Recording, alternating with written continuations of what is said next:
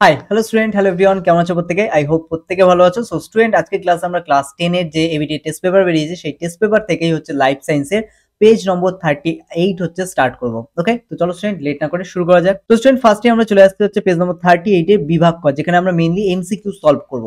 দেখো এখানে first question কি দিয়েছে, নিচের কোনটি উদ্দীপকের বৈশিষ্ট্য নয়? তো এখানে পরিবেশের পরিবর্তন যা জীব শনাক্ত করে, সাড়া প্রদানের ভূমিকা নেয়, তারপর হচ্ছে শুধুমাত্র বাইরের পরিবেশে উৎপন্ন হয়, মানে কোনটা উদ্দীপকের কথা বলা হচ্ছে, আর এটি এক ধরনের শক্তি। তো এখানে দেখো প্রত্যেকটাই হচ্ছে সত্য, একমাত্র কোনটা বৈশিষ্ট্য নয় সেটা বের করতে বলেছে। তো সেই কারণে এখানে শুধুমাত্র বাইরের পরিবেশেই উৎপন্ন হয়, এটা হচ্ছে আমাদের মিথ্যে। তো এই কারণে বলতে পারি এটা উদ্দীপকের বৈশিষ্ট্য নয়।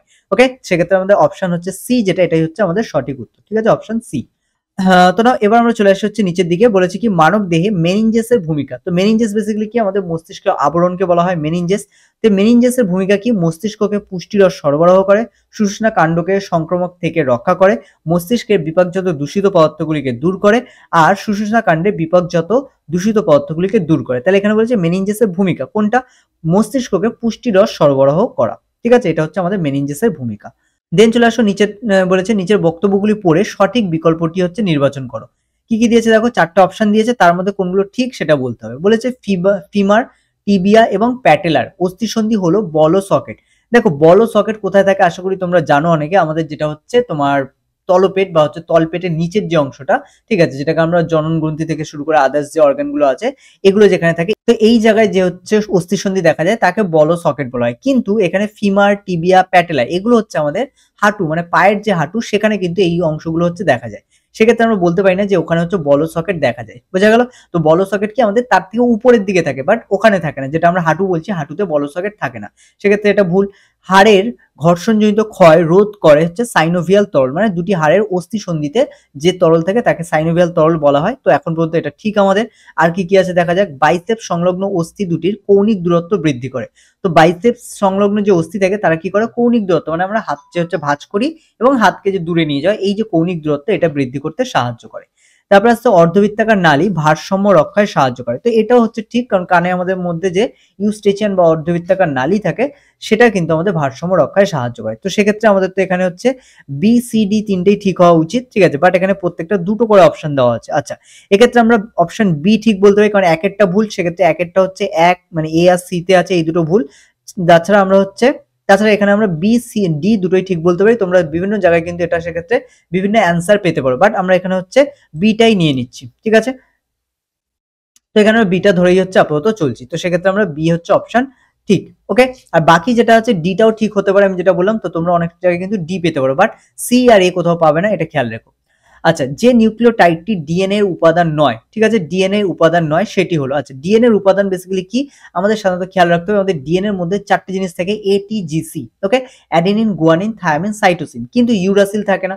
এবার দেখো এখানে এসপিএ, এসপিটি, এসপিইউ আর এসপিসি, তোমাকে শেষেরটা দেখতে হবে। এসপিএ, এসপিটি আর হচ্ছে এসপিসি, মানে অ্যাডেনিন, থায়ামিন, সাইটোসিন তিনটে আছে, বাট ইউরাসিল যেটা ইউ সেটা কিন্তু থাকে না এই ডিএনএ এর মধ্যে। সেক্ষেত্রে আমাদের অপশন সি হচ্ছে সঠিক উত্তর। এবার তোমাদের মনে রাখতে পারে এস কি পি কি। দেখো এস হচ্ছে সুগার, পি হচ্ছে ফসফরাস, ঠিক আছে, বা ফসফরিক অ্যাসিড। তো এই দুটো হচ্ছে এসপি দিয়ে দিয়েছে, বাকি তোমাকে দেখতে হবে পিছনেরটা একদম ক্লিয়ার। তাহলে অ্যান্সার কোনটা হচ্ছে আমাদের সি এরটা, এস পি এবং ইউ। সঠিক ক্রমটি নির্বাচন করো। রেণুধর উদ্ভিদ, রেণু, প্রোথালামাস, জাইগোট, মানে কি রেণুধর উদ্ভিদ থেকে রেণু আসে, সেখান থেকে প্রোথালামাস এবং সেখান থেকে জাইগোট। তারপর হচ্ছে জাইগোট থেকে রেণু, তো কখনোই না, জাইগোট থেকে রেণু হয় না, তো এক্ষেত্রে এটা ভুল। তারপরে বলেছে সি, রেণু থেকে প্রোথালামাস একদমই নয়, প্রোথালামাস থেকে রেণু, তো এগুলোও নয়, একমাত্র রেণুধর উদ্ভিদ থেকেই রেণু আসা পসিবল। তো সেই ক্ষেত্রে আমরা বলতে পারি অপশন ই হচ্ছে সঠিক উত্তর।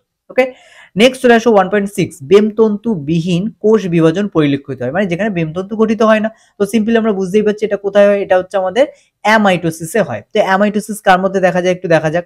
শুক্রাশয় থেকে শুক্রাণু উৎপাদন না, এটা হচ্ছে মিওসিস।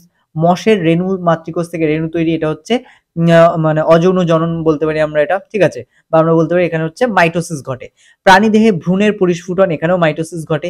ইস্টের বংশ বিস্তারকাল, যেখানে আমাদের একমাত্র হচ্ছে অ্যামাইটোসিস ঘটে। এক্ষেত্রে ডিটা হচ্ছে আমাদের সঠিক উত্তর। দেন বলেছে দেখো নিচের কোন বৈশিষ্ট্যটি সংকর জীবের ক্ষেত্রে প্রযোজ্য। সংকর জীব মানে যার মধ্যে হচ্ছে দুটো পৃথক জীবের আলাদা আলাদা বৈশিষ্ট্য আছে। কি বলেছে দেখো, জীবের বংশানুক্রমে কোনো বৈশিষ্ট্য হুবহু এক, আচ্ছা কোনো বৈশিষ্ট্য হুবহু একই থাকে। যেহেতু এখানে হচ্ছে সংকর জীব বলেছে, তাহলে জীবের বংশানুক্রমে কোনো বৈশিষ্ট্য হুবহু একই থাকে এটা হওয়া পসিবল নয়। তারপর হচ্ছে সমসমস্ত ক্রোমোজোমের একটি চরিত্রের জন্য দুটি অ্যালিল একই রকম হয়। সমসমস্ত ক্রোমোজোমের একটি চরিত্রের জন্য, মানে যেকোনো একটি চরিত্রের জন্য দুটি অ্যালিল একই রকমের হয়, এটাও শঙ্করের ক্ষেত্রে হয় না, কারণ শঙ্করের মধ্যে দুটো বৈশিষ্ট্য থাকে, একটা প্রকট একটা প্রচ্ছন্ন। তারপর হচ্ছে সমসমস্ত ক্রোমোজোমের একটি চরিত্রের জন্য দুটি অ্যালিল পৃথক প্রকৃতির হয়, তো এটা আমাদের অপশন হবে। যদিও আমরা এখানে ডিটা একটু পড়ে নেবো, বলেছে জীবে বংশানুক্রমে শুধু মায়ের বৈশিষ্ট্য সঞ্চারিত হয়, তো এটা একদমই নয়, কারণ মা এবং বাবা মানে পিতা মাতা দুজনের বৈশিষ্ট্য এখানে সঞ্চারিত হয়, সেক্ষেত্রে আমাদের অপশন সি হচ্ছে সঠিক উত্তর। ওকে, নেক্সট চলে আসছে আমরা 1.8, কি বলেছে দেখো, স্বাভাবিক হিমোফিলিয়া বাহক মহিলার সঙ্গে স্বাভাবিক পুরুষের যদি বিবাহ হয়। দেখো হিমোফিলিয়া বাহক মানে তার মধ্যে কি প্রচ্ছন্ন জিন একটা প্রেজেন্ট আছে, বাট তার মধ্যে হিমোফিলিয়া রোগটা প্রকাশ পাচ্ছে না, এরকম একজন মহিলার সাথে যদিও একজন পুরুষের বিবাহ হয়, সেক্ষেত্রে প্রথম অপত্য বংশে হিমোফিলিয়া আক্রান্ত পুত্র সন্তানের সংখ্যা হবে। কতজন পুত্র সন্তান বেসিক্যালি হবে? 25%, 50%, 70% এবং 100%। তো এই ক্ষেত্রে দেখো আমাদের হচ্ছে 25% হবে। কেন হবে? কারণ এক্ষেত্রে যে পুত্র সন্তান, শুধুমাত্র পুত্র সন্তান বলেছে, দেখো হিমোফিলিয়া আক্রান্ত পুত্র সন্তানের সংখ্যা কত হবে। তো এখানে দেখো যেহেতু পুত্র সন্তানের কথা বলেছে, এখানে একবারও বলে দেওয়া হয়নি যে হচ্ছে মানে পুত্র সন্তানের শতকরা কত হবে এরকম কিছু, সেক্ষেত্রে আমাদের যেহেতু চারটের মধ্যে দুটো হচ্ছে পুত্র দুটো কন্যা, সেক্ষেত্রে আমরা বলতে পারি আক্রান্ত পুত্র সন্তানের সংখ্যা যেহেতু চেয়েছে, সেক্ষেত্রে আমরা এখানে অপশন এ মানে 25% এটা করব। যদি বলতে হচ্ছে পুত্র সন্তানদের মধ্যে কত শতাংশ হিমোফিলিয়া আক্রান্ত হবে, তখন কিন্তু আমরা এটা যেহেতু দুটো পুত্রের মধ্যে একটি পুত্র হচ্ছে হিমোফিলিয়া আক্রান্ত হবে, সেক্ষেত্রে আমরা তখন বলতে পারবো 50%। কিন্তু এখানে যেহেতু শুধুমাত্র বলেছে হিমোফিলিয়া আক্রান্ত পুত্র সন্তানের সংখ্যা, পুত্রদের মধ্যে বলেনি, ঠিক আছে, সেই কারণে আমরা এটা 25% নেব, ঠিক আছে। আর এই কোয়েশ্চেন গুলো কিন্তু সব থেকে বেশি ভুল হয়, তো এইগুলো হচ্ছে কোয়েশ্চেন ভালো করে পড়ে দেন হচ্ছে তোমরা অ্যান্সার করবে। ওকে, নেক্সট চলে আসি আমরা তারপরে 1.9, বলেছে কোনটি ডিম্বাণুকে সূচিত করে, ডিম্বাণুকে সূচিত করে। তো এখানে দেখো ডিম্বাণুর জন্য 22A অটোজোম লাগবে, প্লাস তার সাথে একটা এক্স লাগবে, ঠিক আছে, কারণ ওয়াই হচ্ছে ডিম্বাণুতে থাকে না। এবার সেটা আমাদের একটাতেও নেই, কারণ এগুলো 44A আছে, চলবে না, একমাত্র এন আছে যেটা আমাদের একটা হ্যাপ্লয়েড সংখ্যা বোঝাচ্ছে, তাহলে সেক্ষেত্রে আমাদের অপশন ডি হচ্ছে সঠিক উত্তর। দেন চলে আসছে নগ্ন জিন। আসলে নগ্ন জিন আসলে কি? নগ্ন জিন বলেছে প্রথমে অপশন দেখো, বলেছে ডিএনএ প্রকৃতির নিউক্লিক অ্যাসিড, তারপরে রয়েছে আরএনএ প্রকৃতির নিউক্লিক অ্যাসিড, তারপরে মিশ্র প্রকৃতির নিউক্লিক অ্যাসিড এবং নিউক্লিক অ্যাসিড বিহীন কোয়াসার্ভেট। তো এটা বেসিক্যালি হবে না কোয়াসার্ভেট, এখানে আমরা হচ্ছে বলতে পারি আরএনএ প্রকৃতির নিউক্লিক অ্যাসিড, কারণ আরএনএ প্রকৃতির যে নিউক্লিক অ্যাসিড এটা সাধারণত ভাইরাসের ক্ষেত্রে দেখা যায়, এবং এটা কি থাকে মানে তোমার নগ্ন থাকে, মানে অ্যাকচুয়ালি জিন হিসেবে এটা কাজ করে, এবং এটা নগ্ন মানে কোনো রকম হচ্ছে কাভারিং দেওয়া থাকে না, বা আমরা বলতে পারো কোষের মধ্যে যেরকম নিউক্লিয়াস দেখা যায় যার মধ্যে ডিএনএ প্রেজেন্ট থাকে, এখানে আরএনএ যাদের মধ্যে পাওয়া যায় বা জেনেটিক বস্তু হিসেবে, তাদের মধ্যে কিন্তু তেমন কিছু থাকে না, যে কারণে এটাকে নগ্ন জিন বলা হয়। ওকে, দেন চলে আসছে আমরা তারপরে লাস্টে অভিব্যক্তিতে ঘোড়ার যে আঙুলটি খুঁড়ে পরিণত হয়েছে, এটা আমরা প্রত্যেকে জানি 3 নম্বর, তো এটা অপশন সি হচ্ছে সঠিক উত্তর। তারপরে দেখো 1.12, কোনটি নিষ্ক্রিয় অঙ্গের উদাহরণ? ব্যাঙের চোখের নিকটিটেটিং পর্দা, গিনিপিগের সিকাম, বাজ পাখির ডানা, আর মানুষের কর্ণছত্রের পেশি। তো এক্ষেত্রে হচ্ছে মানুষের কর্ণছত্রের পেশি, মানে অপশন ডি হচ্ছে আমাদের সঠিক উত্তর। তো মানুষের কর্ণছত্রের পেশি এটা হচ্ছে আমাদের বেসিক্যালি নিষ্ক্রিয় অঙ্গের উদাহরণ। তারপরে দেখো বলা হচ্ছে পশ্চিমঘাট ও শ্রীলঙ্কা হটস্পটের অন্তর্ভুক্ত এন্ডেমিক জীবটি হলো, পশ্চিমঘাট এবং শ্রীলঙ্কার মধ্যে বেসিক্যালি পাওয়া যায়, এটা হচ্ছে আমাদের কলসপত্রী হবে না, ম্যাগনোলিয়া নীলগিরিকা। তো বেসিক্যালি অপশন বি হচ্ছে আমাদের এখানে সঠিক উত্তর। বাকি হচ্ছে একশৃঙ্গ গন্ডার, এটাও আসবে না, এবং ওরাংওটাং, এই দুটোই হচ্ছে আমাদের হিমালয়ের মধ্যে হচ্ছে চলে যাচ্ছে। ওকে, আচ্ছা, তারপর চলে আসা হচ্ছে নিচের দিকে, বলেছে প্রাকৃতিক সম্পদের অতি ব্যবহারের ফলে বিলুপ্তির উদাহরণ হলো কচুরিপানা, সর্পগন্ধা, পার্থেনিয়াম, ল্যান্টানা, কামরা। তো বেসিক্যালি সর্পগন্ধা এখানে সব থেকে বেশি বিলুপ্তি হচ্ছে, বাকি এগুলো তো বহিরাগত প্রজাতি যেগুলো আমাদের দেশে আসছে এবং প্রচুর পরিমাণে এগুলো জন্ম নিচ্ছে। ওকে, ব্ল্যাকফুট ডিজিজ ঘটে কোন দূষণে? বেসিক্যালি জল দূষণেই আমাদের ব্ল্যাকফুট ডিজিজ ঘটে, ঠিক আছে, এটা হচ্ছে এই ধরনের কোয়েশ্চেন। অন্য দিয়েও আসতে পারে যে অ্যাজমা কোন দূষণের ফলে ঘটে, তো সেক্ষেত্রে বায়ু দূষণের ফলে ঘটে। ওকে, এইভাবে তোমাকে খেয়াল রাখতে হবে। দেন আমরা চলে আসি বিভাগ খ। বিভাগ খ এর মধ্যে 26টা কোয়েশ্চেন আছে, তার মধ্যে 21টার অ্যান্সার করতে হবে এবং প্রত্যেকটা প্রপারলি তোমাকে বুঝে অ্যান্সার করতে হবে। ওকে, এবং যে কারণে শর্ট কোয়েশ্চেনে সব থেকে বেশি নাম্বার উঠতে পারে, তার জন্য তোমাকে প্রচুর শর্ট কোয়েশ্চেন প্র্যাকটিস করতে হবে, চেষ্টা করতে হবে এবিটিএ টোটালি কমপ্লিট করার। ওকে, তো আমরা তো ম্যাক্সিমাম করার চেষ্টা করবো, বাকি চাইলে তোমরা বাড়িতে কমপ্লিট করতে পারো, কোথাও কোনো প্রবলেম হলে সেগুলোর অ্যান্সার, সেই কোয়েশ্চেনগুলো তোমরা কমেন্ট করে জানাতে পারো, অথবা চাইলে আমাদের টেলিগ্রাম গ্রুপে জয়েন করে সেখানেও তোমরা তোমাদের কোয়েশ্চেনগুলো জানাতে পারো। ওকে, নাও স্টুডেন্ট, বেসিক্যালি আমরা চলে আসি এবার 2.1 এর মধ্যে। একটি নিউরনের প্রান্ত থেকে অপর নিউরনের স্নায়ু উদ্দীপনা বয়ে নিয়ে যায়, কারা বয়ে নিয়ে যায়? সাধারণত নিউরো ট্রান্সমিটার, তার মধ্যে আমাদের অ্যাসিটাইল কোলিন হচ্ছে একটি নিউরো ট্রান্সমিটার, তো এক্ষেত্রে বয়ে নিয়ে যায় যারা, তাদের বলা হয় নিউরো ট্রান্সমিটার। ওকে, নেক্সট কোয়েশ্চেন চলে আসে ক্রোমোজোমের ড্যাশ অংশে মিওসিস কোষ বিভাজনের সময় ক্রসিং ওভার ঘটে। তো এখানে ক্রোমোজোমের কায়াজমা যে অংশ, সেই অংশে বেসিক্যালি আমাদের মিওসিসের কোষ বিভাজনের সময় ক্রসিং ওভার ঘটে। দেন চলে আসছে উদ্যান পালন বিদ্যায় শাখা কলম তৈরির সময় ড্যাশ হরমোন ব্যবহার করা হয়ে থাকে। তো উদ্যান পালন বিদ্যায় শাখা কলম তৈরির সময় আমাদের অক্সিন হরমোন ব্যবহার করা হয়ে থাকে। তারপরে চলে আসছি 2.4, সমস্ত মেরুদণ্ডী প্রাণীর ভ্রূণে ল্যাজ সদৃশ যে অংশ থাকে তাকে ড্যাশ পেশি বলে। এটাকে আমাদের কক্সিজিয়াল হচ্ছে বলা হয়েছে, কিন্তু কক্সিজিয়াল এটা অ্যাকচুয়ালি আমাদের একটা হাড়। তো এখানে পেশির ক্ষেত্রে আমাদের মনে রাখতে হবে এটা হচ্ছে মায়োটম পেশি হচ্ছে হবে। ওকে, তো এক্ষেত্রে হচ্ছে ল্যাজ সদৃশ অংশ আমাদের মায়োটম পেশি থাকে, তো এটা একটা মিস্টেক, তো এটা একটু খেয়াল রেখো। এটা আমাদের কক্সিজিয়াল করবে না, কারণ কক্সিজিয়াল হচ্ছে একটি লাস্টে হাড়, সেটাকে আমরা কক্সিস বলি। ওকে, তো এখানে কোন পেশি থাকে এক্ষেত্রে আমরা বলতে পারি এটা হচ্ছে মায়োটম পেশি হচ্ছে থাকে। নেক্সট চলে আসছে আমাদের নেক্সট চলে আসছে আমরা 2.5, জীব বৈচিত্র্যের নিরিখে ভারত একটি ড্যাশ দেশ। তো এটি একটি মেগা ডাইভার্সিটি বা জীব বৈচিত্র্য পূর্ণ হচ্ছে দেশ।